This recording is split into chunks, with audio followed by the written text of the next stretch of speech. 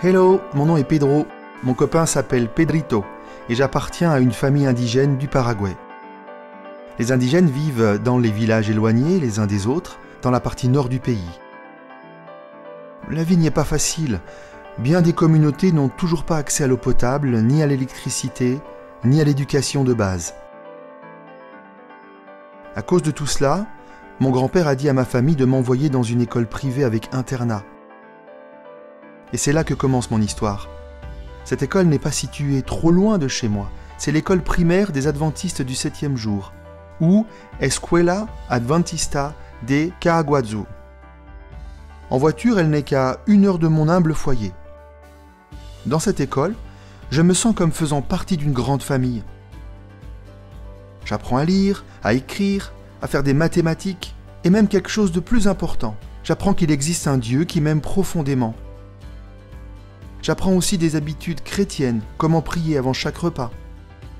Aux premières vacances, je suis retourné à la maison, tout excité à l'idée de partager mes nouvelles expériences avec ma famille. Comme nous nous asseyions pour dîner, j'ai remarqué que tout le monde commençait directement à manger.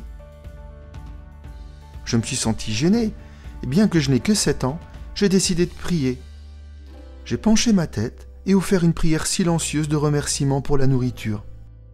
Pourquoi fais-tu ça ? Mon père m'interpellait en criant à travers la table. On fait pas ça. Si tu veux prier, prends ton assiette et va dehors manger tout seul. J'ai tranquillement pris mon repas et suis sorti. Je me suis assis sur un rondin de bois et j'ai commencé à manger. Peu de temps après, mon grand-père s'est approché et il m'a demandé « Pedrito, pourquoi manges-tu dehors ?»« Papa ne veut pas que je prie à table. Alors il m'a envoyé dehors, lui ai-je répondu. J'ai pu voir la colère sur le visage de mon grand-père, pendant qu'il se précipitait à l'intérieur de la maison pour affronter son fils, mon père.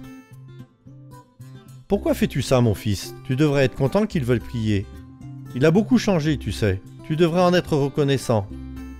Demain, j'irai à l'école, et je leur demanderai de venir dans notre communauté pour nous apprendre les choses que Pedrito a apprises. » Et mon grand-père est allé à l'école adventiste, a expliqué comment il était content de mon comportement. Il a demandé au principal de l'école s'il était d'accord d'envoyer quelqu'un dans notre communauté pour nous en dire plus sur les bons comportements. Le principal a acquiescé et l'école a envoyé un pasteur. Il est resté 3 mois à passer du temps avec les gens pour leur parler de la Bible.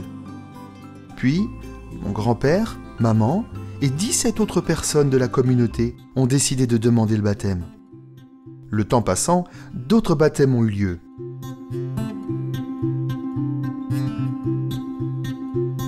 Il y a maintenant plus de 40 baptisés qui sont devenus membres de l'église adventiste du 7e jour.